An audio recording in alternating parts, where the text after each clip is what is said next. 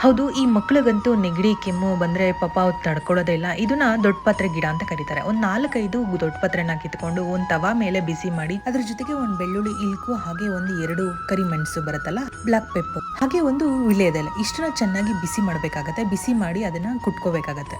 ತುಂಬಾ ಕೆಮ್ಮಿದ್ರೆ ದಯವಿಟ್ಟು ನೀವು ಡಾಕ್ಟರ್ನ ಕನ್ಸಲ್ಟ್ ಮಾಡಬೇಕಾದ್ರೆ, ಸ್ವಲ್ಪ ಕೆಮ್ಮು ತುಂಬಾ ಕಫ ಇದ್ರೆ ಇದನ್ನ ಹೋಮ್ ರೆಮಿಡಿನ ನೀವು ಟ್ರೈ ಮಾಡ್ಬೋದು.